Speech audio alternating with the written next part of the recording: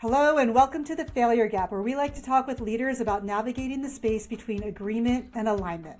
We love talking to people about their journeys, and today we're joined by Hilary Blair. Hilary is the CEO and co-founder of Articulate, Real and Clear. She's an energized speaker, facilitator, and trainer who capitalizes on her voiceover and her stage training techniques.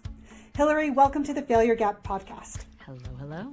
I know that where you used to put the drama in, now you like to take the drama out of communication for leaders and teams. So I'm really excited to talk with you about this idea of navigating the failure gap. Before we get into that though, how about if you just give people a little bit of your background and how you came to be the founder and CEO of Articulate?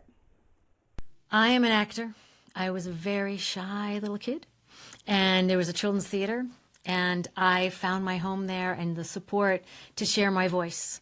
And I moved through life on and off stage, just figuring out how to share who I was and what was going on and jump into other people's stories and come back to my own story. And all that time I was a drama teacher. That was how we were trained in the theater.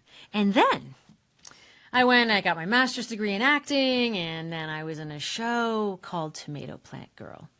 And Tomato Plant Girl is a really fantastic three-hander, meaning three characters: bossy best friend, little girl, and Tomato Plant Girl. And I got to be Tomato Plant Girl. When I was at the end of the show in the lobby shaking little hands, a large body came by, an adult-sized body came by and asked, "Do you work with business people?" And in my head, I am thinking, I am a tomato. And out loud, I said, "Some." And she said, "Call me when you've worked with more." She tucked her card into my costume.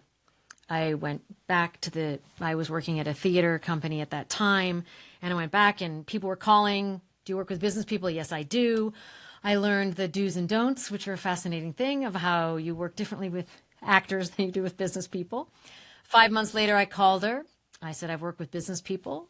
I flew to New York, and I auditioned for her. I went, and she tried me out coaching business women on their pitches. So she had a thing for women entrepreneurs, and it was called Make Money $1 Million Business. And so she saw a tomato on stage and thought, those skills are needed by business people to share their story.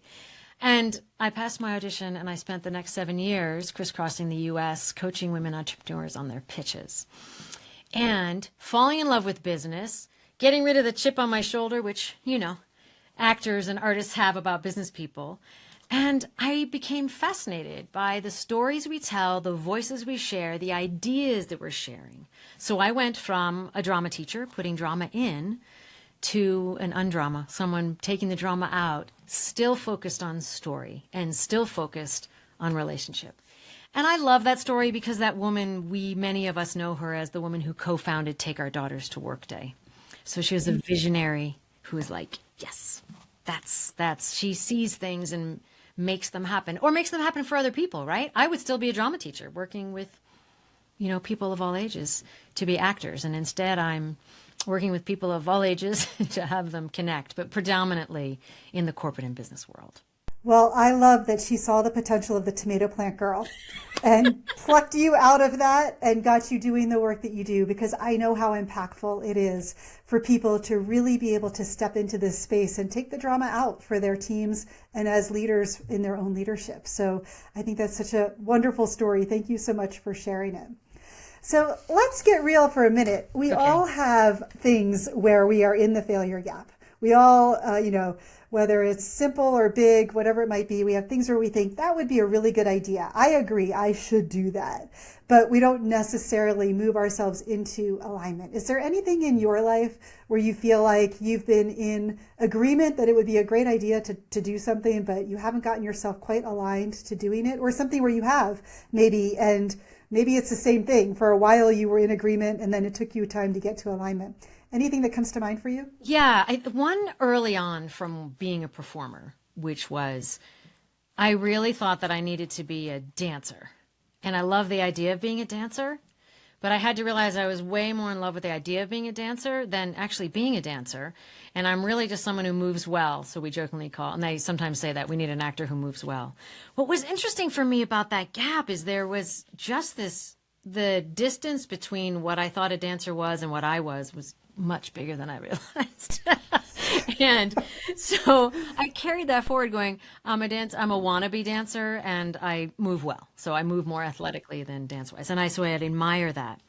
In my present day, I feel like I connected that a lot around like writing, right? Or that I have so many ideas, and the distance between how I speak about things and how I can write about things, and my journey with being a writer. I'm a highly educated human being, but Yeah. I so admire people who can take this idea and put it down on paper or on computer or whatever that is, and it makes clear sense. And so that's one where I am. Besides golf, we're just talking about. We won't even talk about golf. Oh, let's talk about golf. Let's talk about golf another day, you and me. I just played this morning. Yeah. You know, what really strikes me about these two examples, and by the way, I was a wannabe singer, and my mom one day said, maybe it's better if you're a sing appreciator. Totally. A dance appreciator. Yeah, you're a dance appreciator. Yeah, I like that term. I like the term. Some of it falls in that space of, wishful thinking sometimes, right? Like it would be so lovely. And at the same time, we have to figure out, like, are we going to do the hard work, Yep. or are we just going to, think about how nice it would be? And that's fine either way, by the way. You can stay in agreement around something. I think where it becomes a challenge in business is when businesses and leaders get together and they think about, if we were competing better in this space, or we were getting into this geography, or we were doing things in a different way, that would be awesome. I hope someone goes and does it. Right. It's just like, I hope someone fixes that for us. Yeah, and go I'm do that. curious, with the work that you do with leaders, is there a space where you see leaders often kind of lean in and think to themselves, or they'll say to you, like, I would love to be this, or I think that we should do that, and you feel like they just kind of get stuck in that agreement space? Yes. Yes. Though I have to say, the people, by the time I'm working with them, right, they are, even though they're stuck, they're trying to be unstuck. So they're wiggling at least, right? They're not totally stuck. They got the wiggle going. And I think that they're kind of in that dance world. That's why that image comes to me. It's like, I want to be a dancer, but do I want to put in the work, right? Or do I have the right whatever? Right. The skills and the ability and everything that it takes, right? Right. And it's a lot of different skills coming together. So where I feel people get stuck is the concept of the idea of what it is to be a communicator, and the idea of what the world has said it is to be a communicator. Let's say public speaking. We'll just say that, even though you and I know that communicating is so many different areas. But let's say public speaking and presentation. And there's such an idea of it. And then there are these rules that have somehow been handed down, and they're somewhere in our body, like we are or aren't supposed to be doing things. And then along with that, this wall of that person's good at it, I might not be. Or I was working with someone today about that. They're like, that other person's better. And I'm like, you're really good. Then we have other people who are not so good who think they're great. Right? The delusion, right? The delusion of greatness. Right. And it's so interesting. So for me, that stuck place is being self-aware in a way that allows them to honor what they're good at and challenge them to show up even more and show up in that open, available place. Avoiding the word vulnerable on purpose, as I have a different relationship with the word vulnerable, but they show up available. Yeah. I really appreciate that distinction between being available and being vulnerable, because I think that this idea for a leader to show up as available, emotionally, mentally, whatever might be available to their people, changes the context of what it means to connect and communicate well. So you talk about taking the drama out of communication. Right. And that, being available can do a lot to take the drama out, don't you think? Yes. And I think that the vulnerable tends to be about me and available tends to be about you. Right. Even though I'm choosing what's available, what's available to connect with you. So yes. Yeah. And words create worlds. Not my quote. Obviously, that's an age-old quote. And I think it's an important one because as we talk about leadership, even the word leadership, we're going to have all these different ideas around. So leadership and communication and what it means to connect and what it means to show up in a way that has presence or not. All of these things, I joke, they bring U-Hauls of baggage with them. We have baggage connected to all those, like the U-Haul. We show up with all the baggage that we have around all the terms and the expectations. So, yeah. Yeah, and I think even things like vulnerability, where it's popular right now to say leaders should be vulnerable, and I think there is some merit behind that. There are some reasons to push yourself in that direction, and it's easy to agree that's a good idea. And at the same time, it's very difficult to align to, because we don't necessarily have a shared understanding of what vulnerability means or looks like as a leader. And so people have this whole spectrum of it. And I hear you talking about this term being available. I love your distinction that it's about other people. Vulnerability is about me, and availability is about you and how I show up for you. Yeah. And that in moving into agreement around what it looks like, into alignment around what it looks like to be available, it feels like there's more room in there. There's more room in there as a leader to explore. And maybe it feels like that's an interesting thing to negotiate with my team and to navigate with my team, where vulnerability is something I have to work on myself. Would you agree with that? That is exactly, and I'm writing down some of the words you say. I'm a processor, so I have to graphically process the words you're saying and align and share and make room for, and the feelings around it. That sense of where we're encouraged to be vulnerable, and when you're talking about it being your own work, right? So that's my work. I need to work on being vulnerable, especially with myself. And Brene Brown, great. She's fantastic. We all are learning from Brene Brown, and she's a big proponent of it. And even Brene Brown thinks that some of her discussions and work around vulnerable have been misunderstood and misapplied, right? So even she's like, wait a minute. So for me, that sense of vulnerable has to be taken very carefully, because if I'm working on it with myself, then I'm going to be vulnerable to myself. I'm going to be aware of, I have to be open to me. Available acknowledges that my relationship with all the different people in my workday, my life, are quite different. And what I allow and what is correct for me to share and have available is different depending on my audience. So if you have a leader talking with their C-suite group, they will share different things. They will have a different availability than when they are speaking to, I don't know, let's put them walking the floor of a warehouse or a manufacturing or something. There's a different, and it's not bad. It's that we have different, and that's the thing, is that sense of vulnerable, I'm going to share everything, oddly immediately imbalances things, because, and this is, I was talking with a male leader about this. He goes, I'm sharing everything. And he mentioned a number of things, including a mental health struggle from 10 years ago. And he goes, I'm vulnerably sharing all of this about me. But I'm said, the minute you are in the power structure you're in, it's not an equal sharing. So you discussing, again, a struggle you had 10 years ago is also different than one of your, many layers down, right?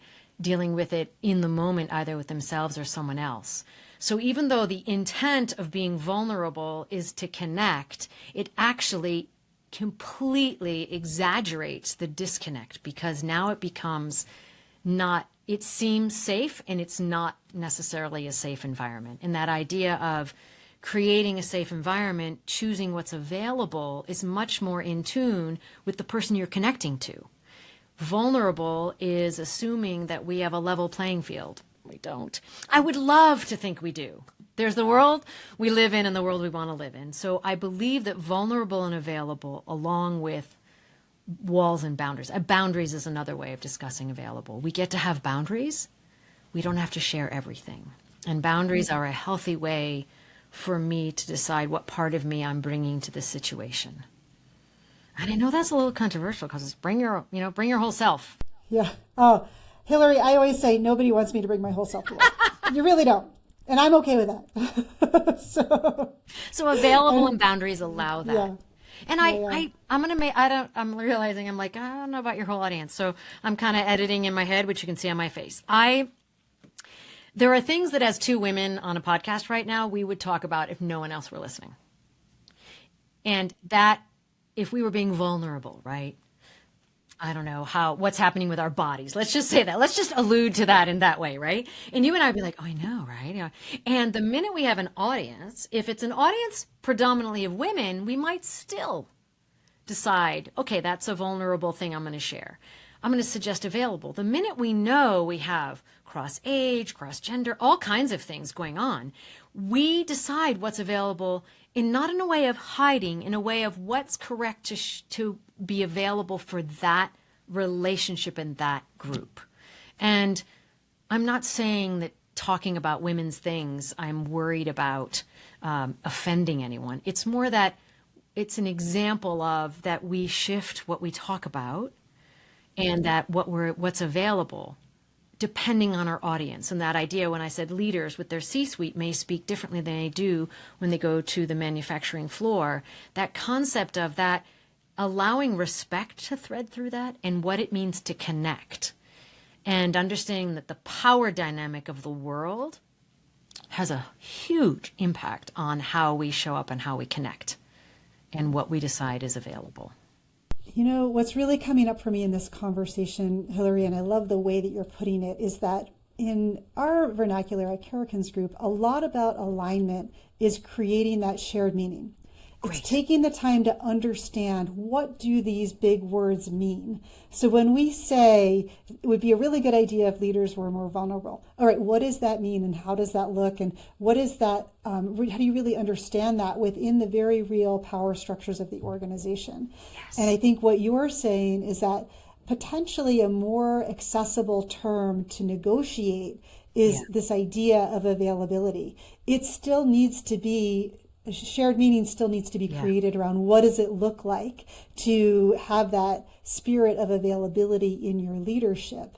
Yeah. But to move from agreement to alignment as a leadership team around this construct of availability, it's a different shape, it's a different thing than vulnerability, but it may be more something that feels more achievable for your leadership team, and it may have a better impact on your colleagues, your clients, whoever it might be that you're talking with. I love that alignment idea and what it means. I love that. And how does it play out, right? I immediately went to, that will play out differently if we align on what it means. And you said power structure. I think sometimes we may avoid I'm trying to find the right word. So here we go. So that idea of power structure, so power versus status. And there are other ways to talk about that. We play with power and status because of being raised in the theater. We're always talking about power and status and roles and who has the power in the room and when does the status shift and what's moving, and bringing that sensibility into the workplace. You're asking, I love that, alignment on meaning, so that we are honoring the power structure in the room and the status that is flexing, right? So power, we say, is the static element that societal elements, and that status is where we give the focus, different ways of describing that. And I love that it brings this sense of, it allows that focus to shift in a way that has more equitability, more equal access. It's cool. I love that. Yeah. Yeah. And I think if we shift back to where we started this conversation, you remember where we started this conversation? We were talking about dance. I don't know, we danced. I think it was with the tomato girl. I don't know. Yeah, tomato plant. Yes, tomato plant girl. Yeah. But I do think where we launched into this idea was around you talking about people wanting to be better communicators. Yeah. Yes. And that you have an idea that communication, or being a better speaker or communicator, is actually about something else. There's more to it than just how do you form the words and say these words, yes. Right? How do you hold presence, and how do you be in the space as effectively as possible? And so I feel like in my world, I oftentimes hear people say, I think I should be a better public speaker, or I think I should be better at communicating. And they fully agree with that, but they either don't know how, or they don't really understand the work it takes to get those tactical skills, and they look at it as skill acquisition, Yeah. where I think you might encourage them if they want to align to this idea of being better at communicating. There's more to it than just learning some techniques and skills. Yeah. Can you talk a little bit about what you think it takes to really align to this idea as a leader of being a better communicator? It's really clear for me in hearing you say that you have this, you're lifting up this concept and allowing it to grow, which I love, which is if I want to be this speaker, I want to connect with people, it has to be bigger. So even just while you're talking, it was like growing in my mind. And the concept where I feel like the fuel is injected and it just takes off is when you realize the communication is about the other person and not yourself. So when people first come to us, it feels like they're asking to be fixed. Fix me. I want to be a better public speaker. I was speaking to a woman today. I'm like, you're an amazing leader. So that's your role. You're amazing at what you do. You have great things. The public speaking is a skill that allows you to share that instead of a skill, because it was like the public speaking skill was felt to be just so low and not good and undermining everything. And when we simply see that it is a tool, a skill that is around a tool in order to connect. Everything to do with public speaking and presentation has to be about the other person. And everything is about them. So it takes the focus off. How am I communicating in a way that shares my content, my idea, my opinion in a way that you can hear it? So even I'm going to go real tactical here. So I'm in a box, right? Because I'm on virtual. So I do have to be aware tactically to not like go off the camera, right? To stay in the box, right? If I'm thinking about me in the box and I fix my hair and do all the things that we do, then I become about me. If I think, can she see me? Am I seeing her? Am I here in order to be connecting? It's a tiny adjustment that shifts dramatically from all about me to all about us.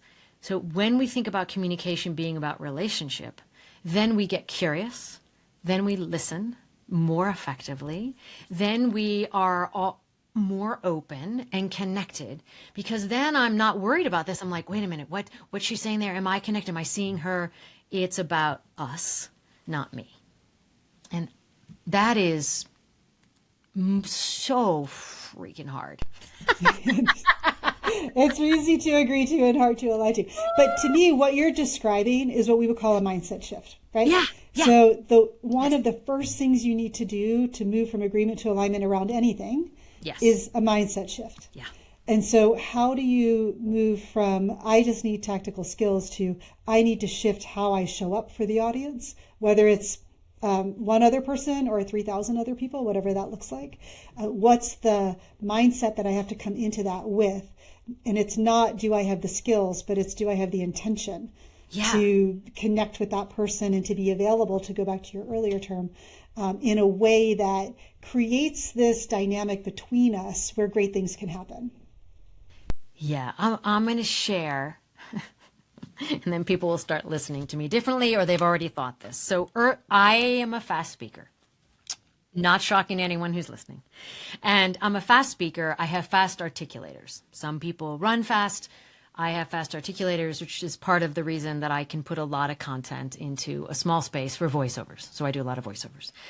And that concept of speaking quickly, early on, I remember a woman saying to me in a workshop, and I've been teaching for decades. I have been doing this, a long time, and I get more enthusiastic instead of less, I have to say. And she said to me, "You speak really quickly." I go, "I know, I'm working on it." And she said, "You just don't care if I get it." And I was like, oh my gosh. Oh no. Oh my gosh. It was, it was incredibly like wounding, if that, like, I was like unbelievable to me. Right. And I think that sense of who I am and how I'm connecting had never been about the other person before. Like I was like, the only thing that matters to me is how I'm connecting with someone else. So yeah. And that it sounds like part of that mindset shift might have been from, I know I'm really good at articulating quickly, and so I'm allowed to speak fast. into other people might still struggle. No matter how good I think I am, I still have to think about what it's like to try to process all of that as a listener. Is that a fair That would have been a reflection of what you great said? process. I think I was not as sophisticated as you are. I was like, like that though. I'm going to adopt that. I like that. I think where my mind went was very much into the space of, I love yours is much more tactical that would drive me forward. Mine went dropped into my body. I said, I'm failing. The only thing I care about is that I help you connect better. I was with a whole group of people. She's letting me know that what's landing is it seems like all I care about are my ideas. So what it had me shift, this is going to bring together two concepts, I think, that we've been talking about. It made me realize there have to be skills and tools that help me use my voice in a way that connects better and more effectively. Even though I'm trained as an actor, even though I'm trained as a teacher, all of those, and a voiceover person, right? That I needed to find those tools and then be aware of how they connect. So I love your idea of like that how are people able to process it, right? And what I realized tactically was that there are different ways of different sounds of sharing me. And I was actually tossing ideas at someone instead of being in dialogue. So I actually wasn't in dialogue, I was in monologue. And in monologue, I was just...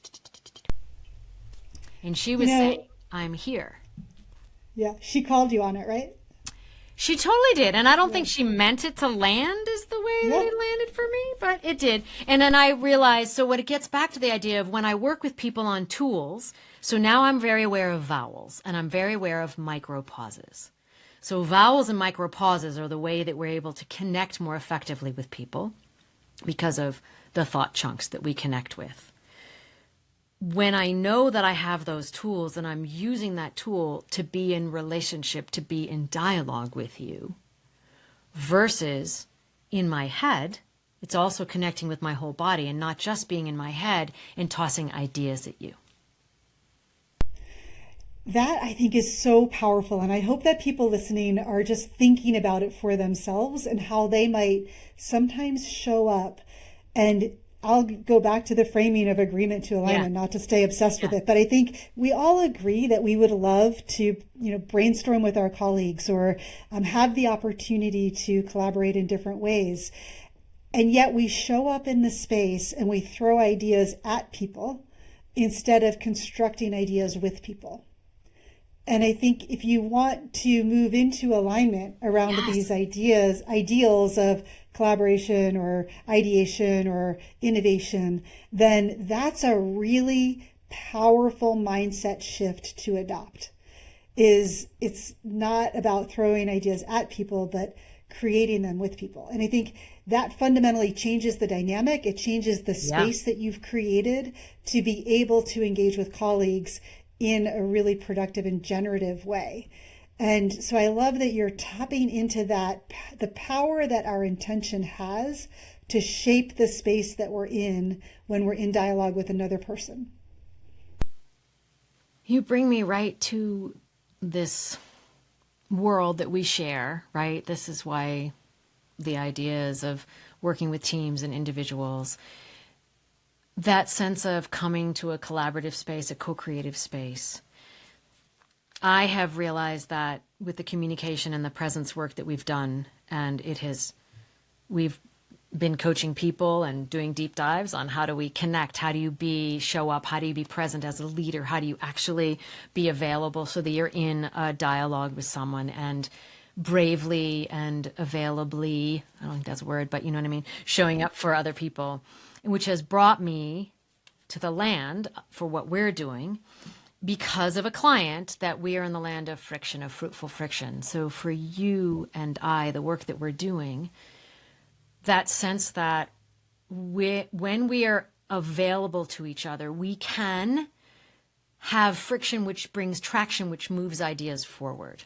And the world today is avoiding or attacking, right? And that's where people go. And you live, Karrikins Group, you live in the land of inviting people into that place of alignment and shared meaning.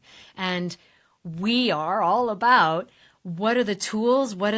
How do I use me? We call it the EKG of our conversation rhythm. How do we find that to be present? How do I show up to find shared meaning? How do I do that? And that being comfortable with friction, having fruitful friction creates traction to keep us on the road. Or, as we jokingly say, friction creates pearls, right? Or dust, depending how you're using it. Yes. Yes. Yeah. I love that. And we're losing the ability we're going to nice. And dare I say, I don't know, you use words so well, so help me out here.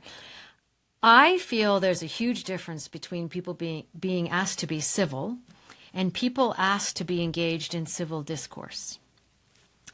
I feel like civil tends to be a fancier word for polite.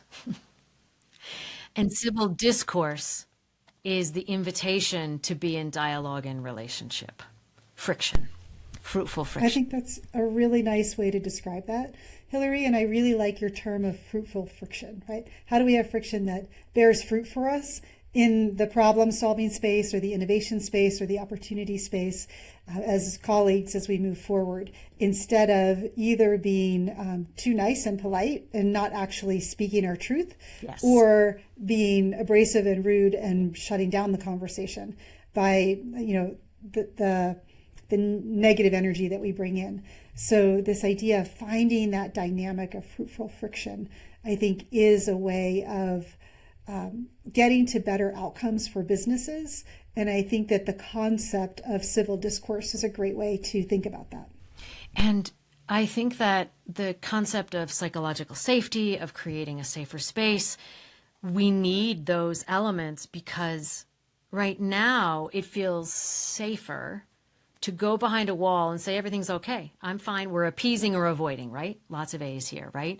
Or we go home behind the other wall, and even though people don't like conflict, I really feel that when you put up a wall and lob things over it, right, attack from that way, then you are feeling safer as well, right? That staying what we call the messy middle, staying in that messy middle together, to figure out, what do you mean by that word? Oh, that's not how I've used that word. I totally didn't mean that. That's a different thing. How can we align on that? How can we be here? How can we, and I'm not going to go to agree to disagree, because I feel like that can be an appeasing thing. That's I think a cop-out, right? Right? It's like, it's a way of going, oh yeah, I agree to disagree. No, we didn't actually. We just stopped communicating. Like, boom. And somehow we have given up, lost, I don't know. I sometimes joke that it's the loss of small town communities, because in small towns you had to hang out with all the people, and even if you didn't agree with and had different values and things, you still had to hang out in the same space. But now I lived in New York City for a time, and I could hang out with people who were identical to me and my thoughts. Right? It's like I could isolate that. And now we're inviting in the workplace diversity of thought, diversity of people, where we want that. We know intellectually that if I bring a diverse group of people together, we're going to have a stronger outcome. And yet then we don't equip anybody with the tools to stay in that conversation to get to the stronger outcome, the more creative place, to elevate each other and move somewhere else. We put them there and then we shut everybody down. And we say, oh, we got to figure out what's the best way to cog in a wheel, make sure that we try to smooth things over. We get rid of the friction, like smooth it over, which means you just go off course.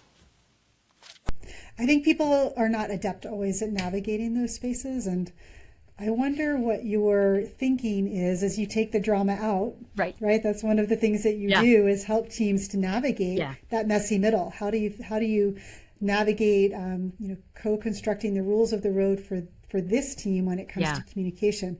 I think one of the things that I've observed is people agree to the idea of diversity of thought, in particular in a workplace or on a team, and yet maybe people just don't know how to do it. But I believe that you still need to have within that environment social norms and expectations. And typically the dominant social paradigm takes the lead on establishing those norms. Absolutely. What does it look like to disagree? What does it look like to communicate across the status structures or across the power structures? What does it look like to bring a new idea in or to receive feedback, positive or negative? So there still has to be an accommodation from people who maybe are bringing diverse backgrounds or thinking to adhere to the social norms of the team. Otherwise, the team cannot function. And that it just feels like there's something that hasn't really been solved at scale, let's say, in business around that space when it comes to this idea of, yes, it's a good idea to have diversity of thought in our organization. What's been your experience with that? Oh my gosh, there's so many things in there. That was fantastic. Yes, the dominant paradigm is huge. I think that efficiency rules everything. And so we want diversity and we want diversity of thought, but we need to finish this and we need to figure out what our efficient processes are to move that forward, right? So it doesn't allow for that messiness. I think a classic example of the dominant paradigm leads the rule setting, right? If we have a group culture, if we set it at the beginning, these are the rules that are going to be in this space. A classic one that was good for me coming in the packaging that I'm in, for those listening, right? I'm a white woman, right?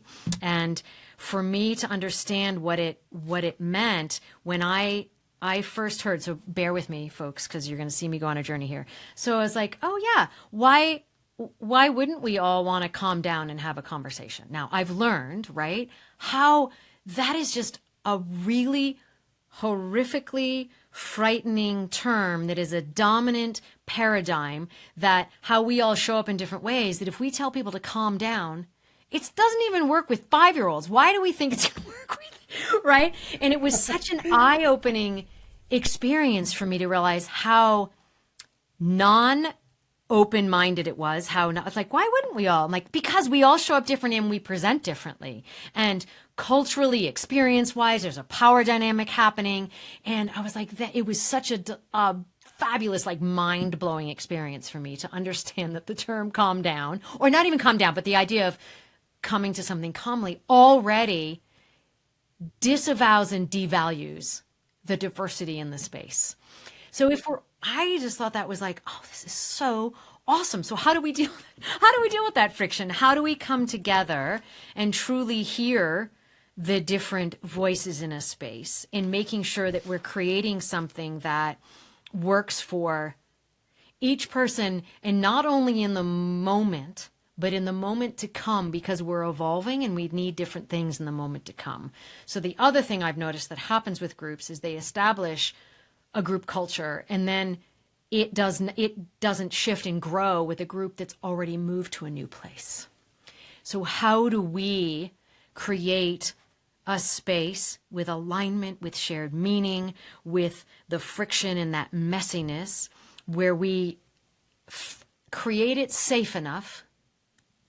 Can't create a safe space, can only create a safer space, and that already means we're leaving room for failure, right? We're only creating it safer, right? If we're creating that space, how do we, with a dominant culture in any, or a dominant paradigm in any space, make sure that the understood, whatever that word is that would create that, is being heard and lifted up and part of the co-creation in the space? That is essential for teams to succeed, for companies to succeed, and it is the trickiest thing because time and efficiency blows everything out. Taking too long, that's not going to happen. We know that on the other end, it will totally be more efficient. We will create a culture that actually allows us all to show up with all of our pokiness and sharp edges and odd things, so that we are co-creating together. And I feel that too often we allow it and go, it's taking too long, and we shut it down.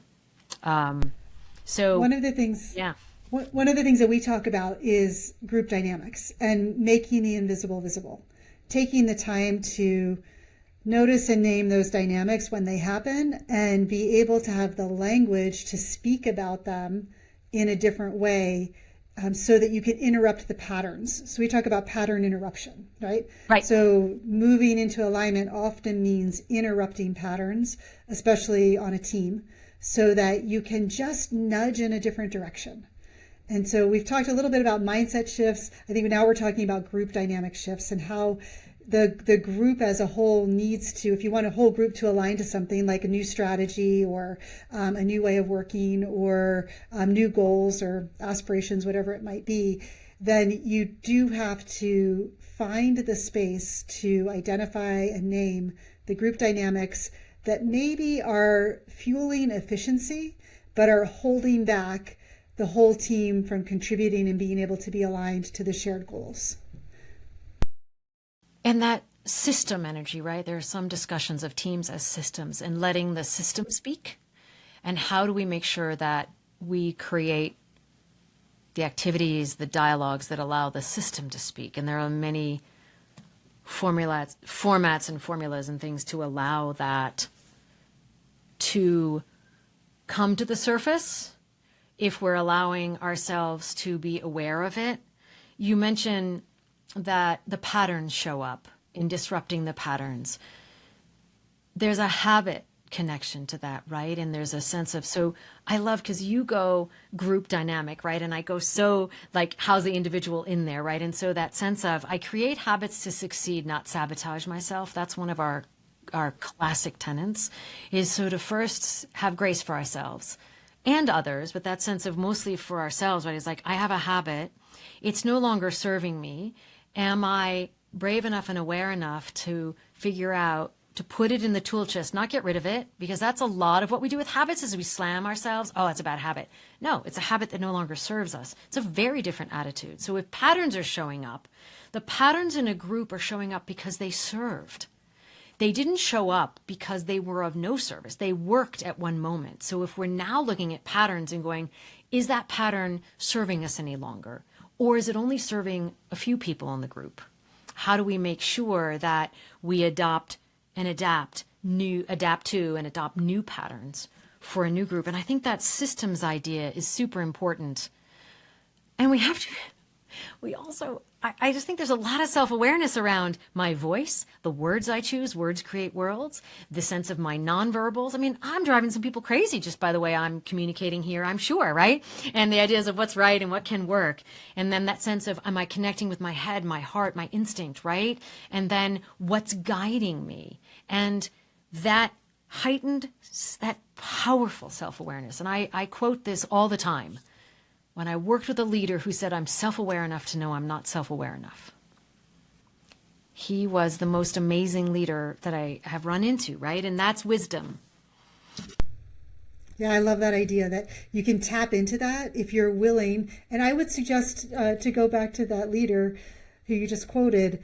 That was a moment of vulnerability in the most appropriate way. Right. To be able to self-reflect and say, I know I need to be better in this space. And it is about the I there.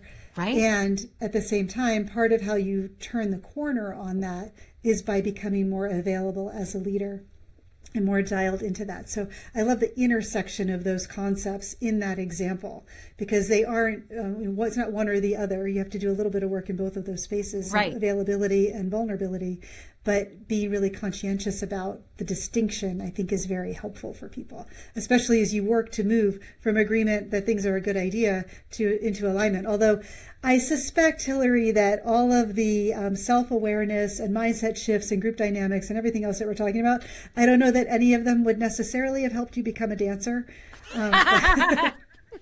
I don't know. I'm just speculating based on how you've described it, that might be one of those things that stayed in the wishful thinking bucket. And look, I'm all for that level of self-awareness, right? To be able to say, yeah, that's a nice idea, but it's really just not going to happen. And so I need to focus on something else. And I think that is also something, as we kind of round this conversation out, for listeners to be thinking about, that sometimes it is worth, having that moment to say, nice idea, and I don't see myself doing the work that it's going to take to get there. And so I'm going to put my energy and put my focus on something else.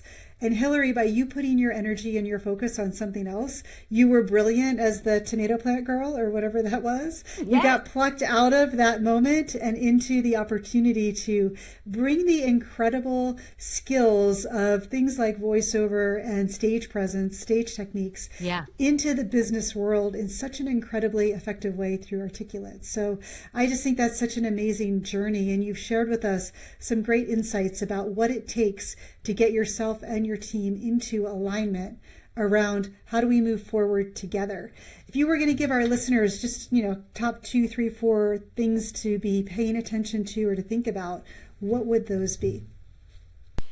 I always, for myself and for others, suggest the most obvious one that people are surprised by, which is that I would ask you to be aware of your breath, because we hold our breath a lot. And when we hold our breath, we don't get oxygen into our bloodstream to go to our brain to fuel our brain. So the concept of how, I lose my thoughts, I got nervous, I lost my thoughts, is far more physiological than metaphorical. And I use that so often. So that's one of them. And the other is to be really aware of how often something that someone else does puts up an invisible wall between us and the other person. And how do we lower that to be in the delightfully awkward space of relationship and move forward to be able to do the work. Align. I love that. And I think I would add on to those too, your comment around remembering that words create worlds. Yeah, right. And that's part of that, raising that barrier or lowering it. Yes. I think when we are tuned into the power of that, then we can really start to work with another person to align and deliver together, which is a really wonderful space to be in. Hilary, this has been such a great conversation. I really do appreciate it. I have one final question for you. Okay, if you could have your inner circle or your colleagues or any group of people maybe that you work with on a regular basis, if there was something that you could get them aligned to deliver on together, what would it be? It can be something small, something big, something fun, something serious, but what would you like to get people aligned to do together with you? Oh, I want a brigade of folks helping people to stay in the messy middle with friction, because that's what artists do to create. And I feel like the future of us as human beings and community and culture is that we have to be able to be in dialogue and communication to honor our differences. We have to be able to be in the space, and we need friction, fruitful friction. Aligned to fruitful friction, folks. Totally, I feel really strongly about it. I really do. Yeah. I'm like, that's where the art is. That's where the art is in the fruitful. I love that. And you know what? If even just a handful of our listeners could go out and lean into that idea of fruitful friction, I think it could change the world. So, Hilary, thank you so much for taking the time to be here on the Failure Gap podcast. This has been a fantastic conversation. I love all of the ideas that you've been sharing about those mindset shifts, how you can start to change the group dynamics as well that people are bringing in. I think respecting the fact that habits have a place and they work really well. And sometimes we need to do the hard work to change them in order to keep up with whatever's happening around us in our organization. They might have served us well in the past. They don't always serve us well going forward. And the more that we can all remember as well that our words do create our worlds, I think that we can make our teams, our organizations, and our environments better for everyone. So thank you again. I appreciate having you here, and I hope you have a great rest of your day. Thank you. That's awesome. Thank you so much.